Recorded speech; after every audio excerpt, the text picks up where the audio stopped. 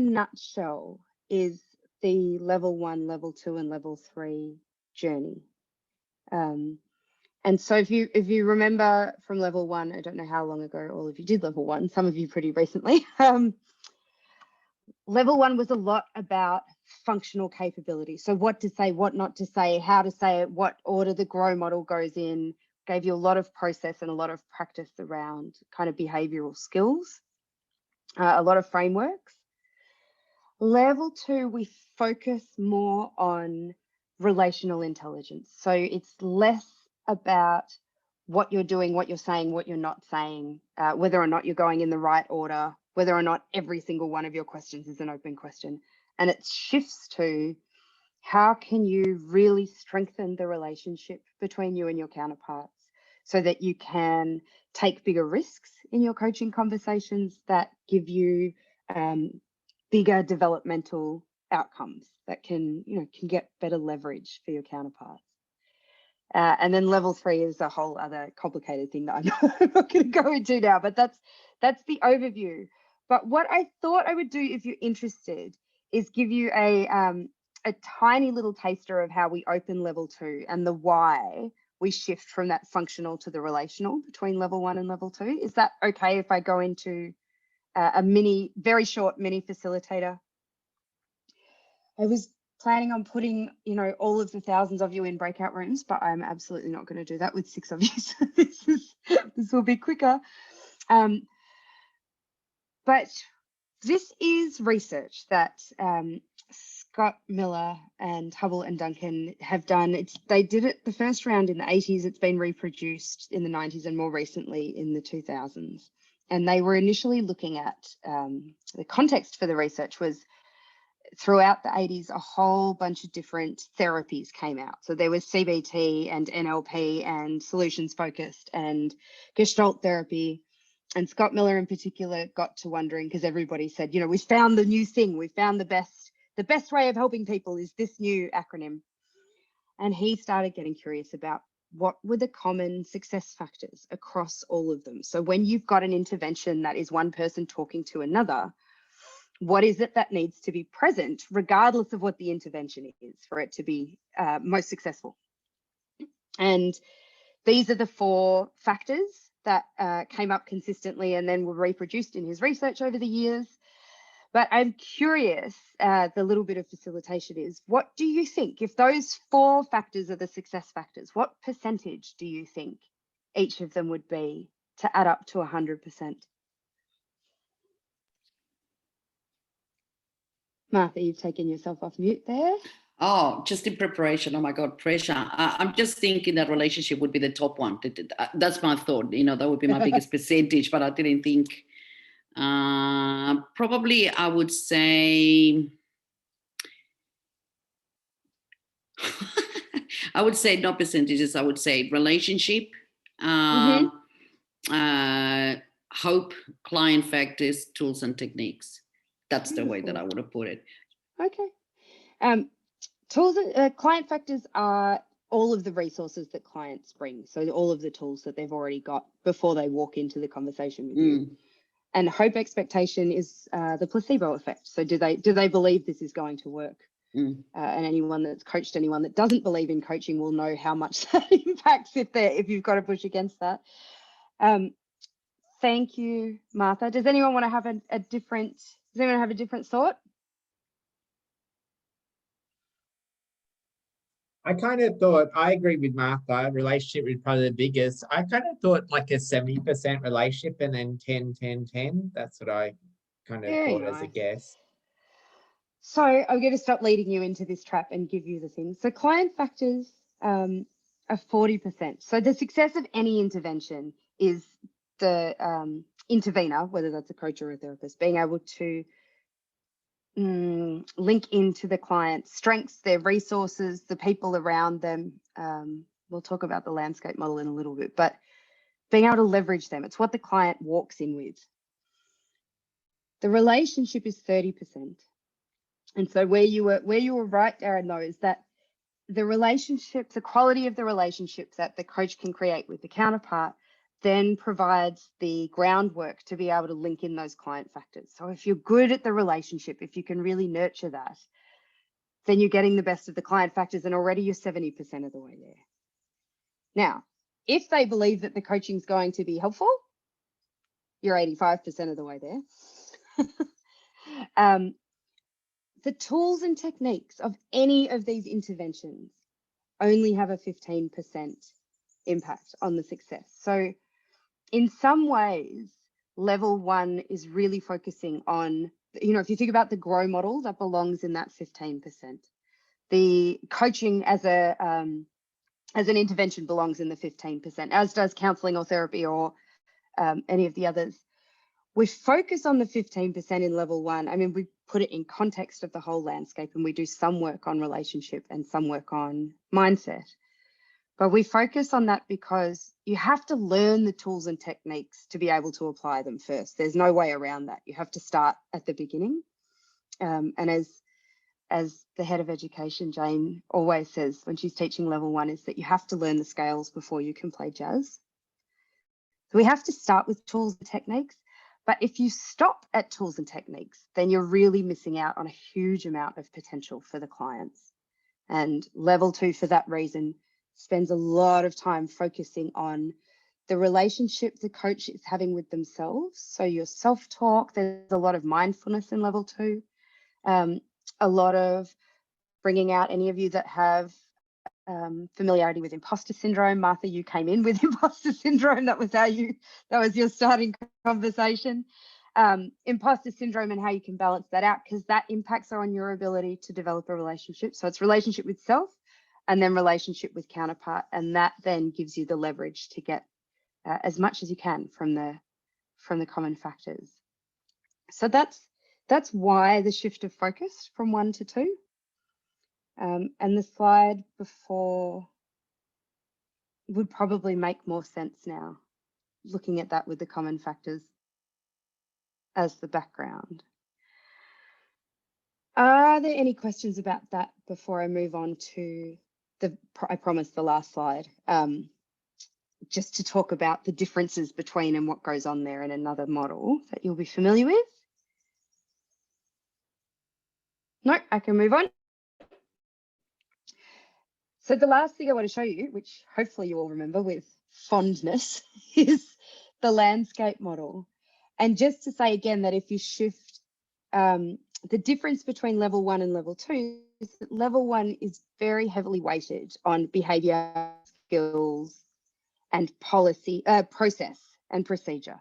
So it's very much on the right-hand side of that landscape. We talk a little bit about what goes on with you as the coach and some about the relationship and trust, value, attention. But the focus is really on how you're coaching, what you're saying, what you're not saying, and following the GROW model, making sure that you're covering GROW and landscape. In level 2, we flip it over so that the focus is much more on the inner individual and collective side of the landscape, much more on the unseen, much more on what's happening internally for you as a coach, and then how you create a relationship that's going to be the foundation for a really successful coaching engagement for your counterparts. And between the two of them, then you've got the whole system. So it's not that one's better or worse. It's just that we start with the practical in level 1 and then shift over to really deepening everything that we've taught you in level 1 and level 2. Nothing gets thrown out. It's all the build. So every part of level 1 is then just lifted up, deepened, strengthened. It's richer. My experience, both of facilitating these programs and being in them as a participant, is that level 1 feels like boot camp. It's pacey and you have to follow instructions and you've got to be in your role. For me, level 2 feels like a day spa. It's slower and we bring in a lot more space and consideration. The coaching practices are longer. It's a very different pace and a very different feel to level 1. So with that, I'm going to stop sharing. I am happy to send you guys those slides if that's of any interest to you, but they're the ones that I picked out that give the overview. Given that, what questions do you all have?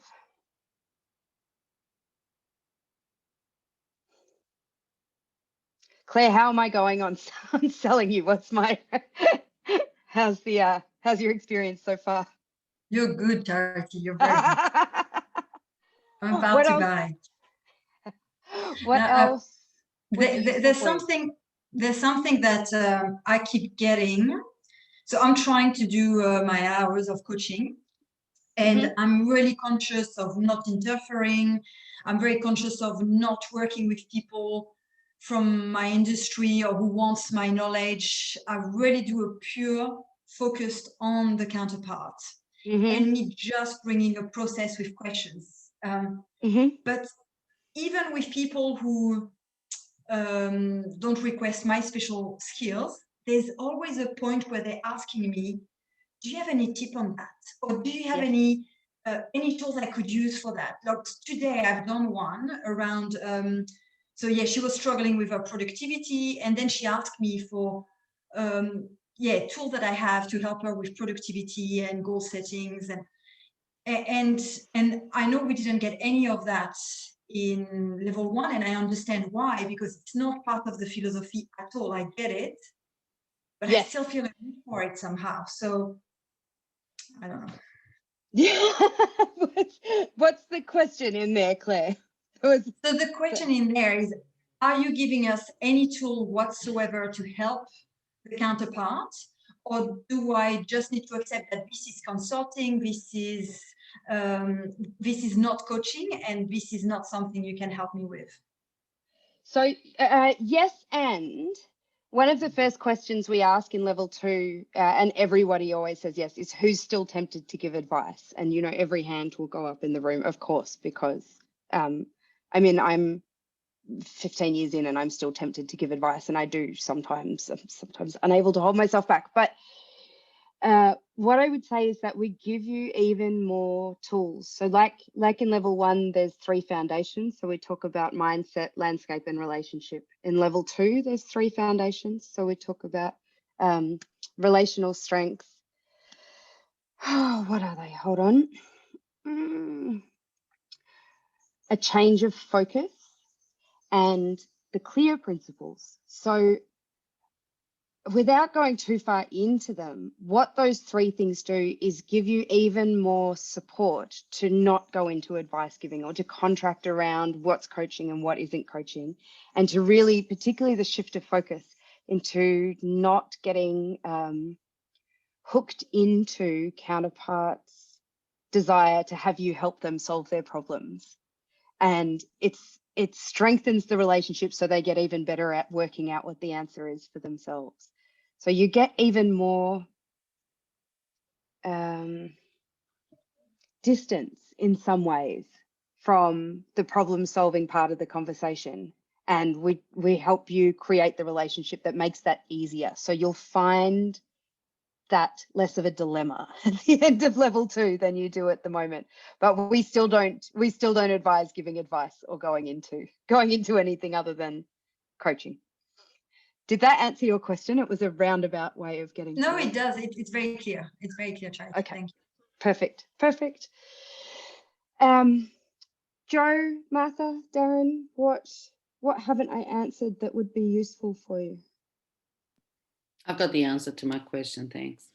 Okay. There you go. That's easy. Darren, for you? No, I think, as I was sort of asking the same question as Martha, understanding the difference between 1 and 2 and what 2 gives you. But it sounds to me that 2 gives you a lot more freedom to focus on the counterpart. So heaps more. Which is good, rather than the structured yes. question approach, which is what you get from your level 1. So yes. So if level 1 feels restricting, and we do that on purpose so that you get that kind of discipline around, so level 1's kind of like this, and then level 2 is like, oh, thank goodness, it's a relief. Still with all of that discipline sitting underneath it though, if that makes sense. So you don't throw anything out.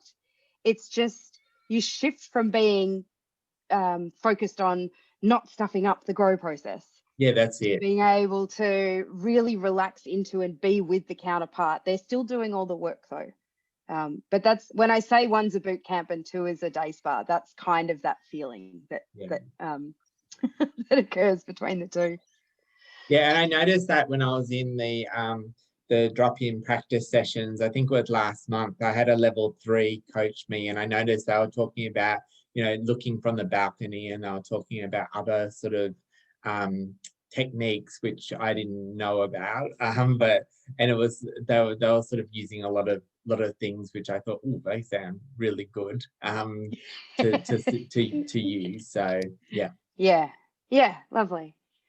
Absolutely. And I just want to reiterate, because I need to, that the person this morning or this afternoon, she was, I can see how level 2 is different, because she was tapping into my emotional side of it. It became more personal. And she was really exploring the options completely different to what we do in level 1. But I do feel that I sounded extremely robotic when I was doing it, because I was following that structure. Which is what but then what I found really, really good was just, I think it was more personal, to be honest, Charity. I found that from her end, because there was more flexibility in what she could say, what she could do. I can't say that I can truly. I was looking for her to use the questions in the GROW model, like we learn in level 1, and I just don't think I did. But I just don't think the expectation is to use that many questions as regimented as we did.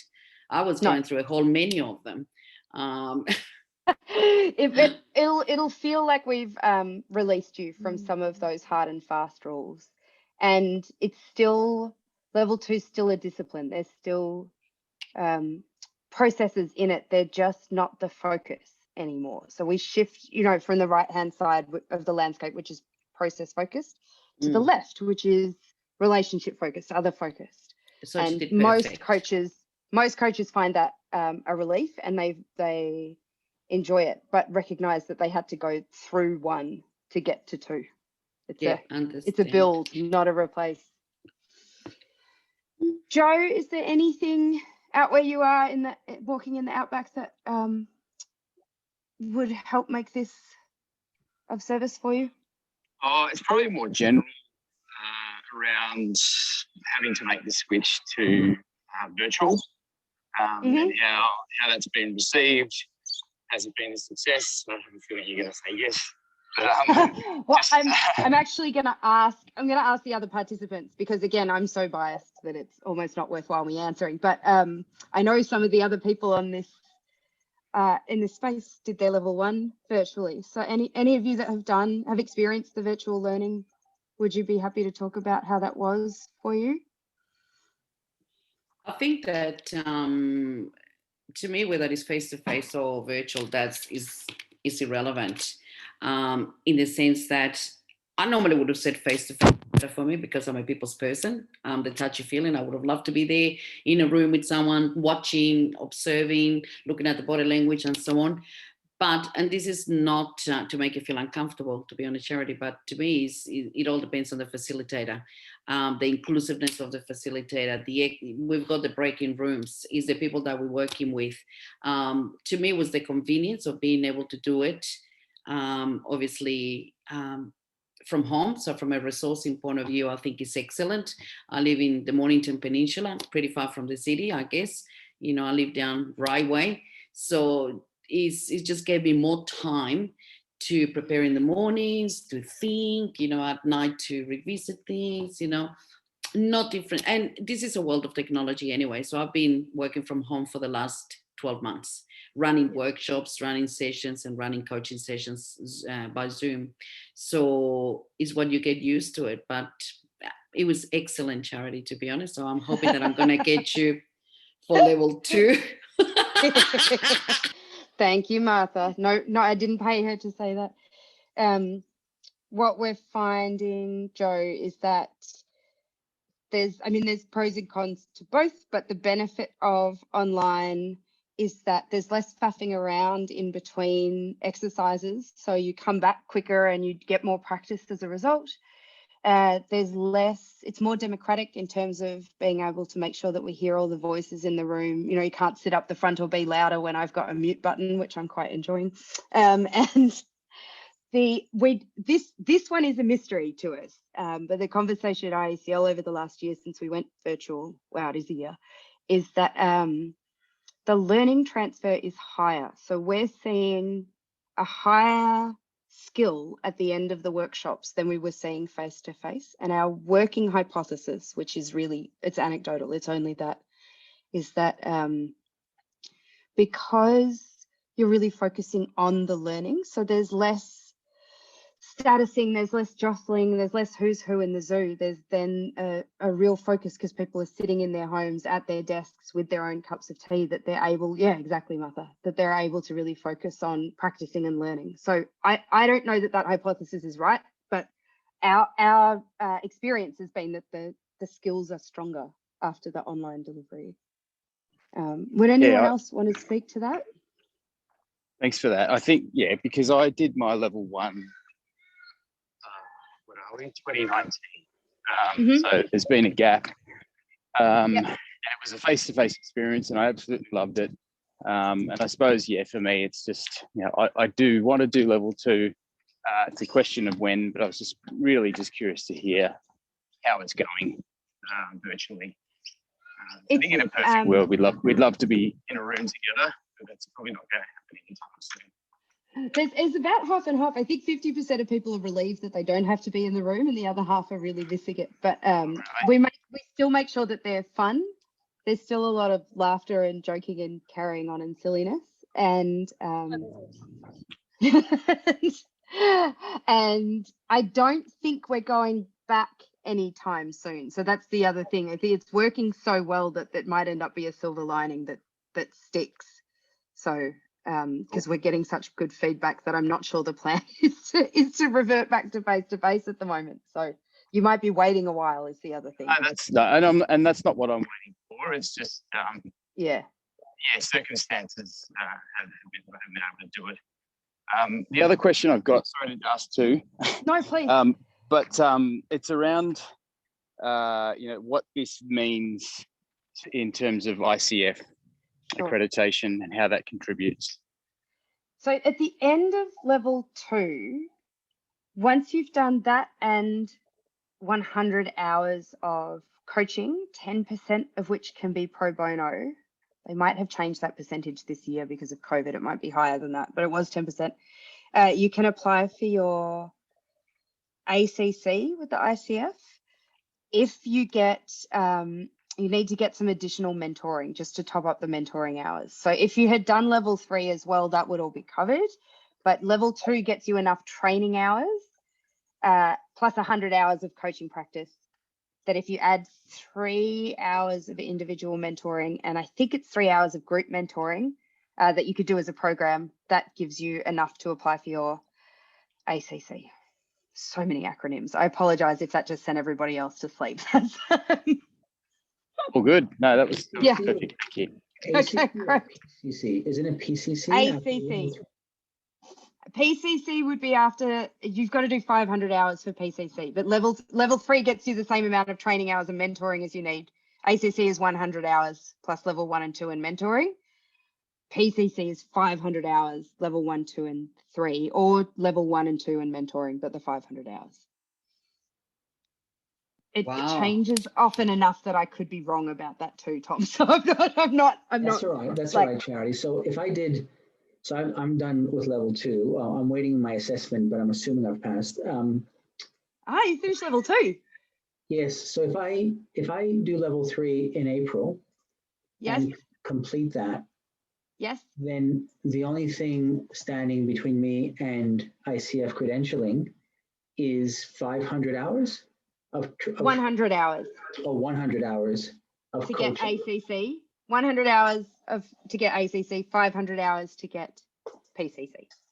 Of which 10% max can be pro bono. Yeah, check those numbers though, because I think because of COVID, they increased the amount of hours that you can do pro bono because there was everything shifted so much last year. So I check that. I'm not 100% sure that that's correct. Okay. Still. Is there an exam too? I think there's an exam, right? Yes, there's a coach knowledge assessment test, which is a multiple choice test, and not difficult. if you've been through our programs. Yeah. The ICF make a big deal about it and tell you it'll take you 3 hours, and it's a lot of questions around, like, of these two options, which is the least ethical, sleeping with your client or not sleeping with you? I mean, it's not that bad, but it's not great. You'll be fine. Are they a celebrity? That's right. How much money are they offering? Exactly. That sort of thing. I just want to say, Tom and Candice, we've kind of covered almost everything. So we're at the Q&A. No, it's fine. You're welcome. But I want to answer any questions that will be helpful to you as well. But I've kind of, oh, Darren, I haven't heard from you. Or have I? My question, Joe kind of covered. I wanted to know whether you're going back to face-to-face or not at any stage, but it doesn't sound like that's going to happen, just because it'd be nice to experience that. I mean, it might. We talked about it. I'm in Victoria, so we talked about it for this year, and just anytime we even talk about opening anything, the entire state shuts down and we all go back home. So it's just certainly not for this year, I think, is the policy. We'll wait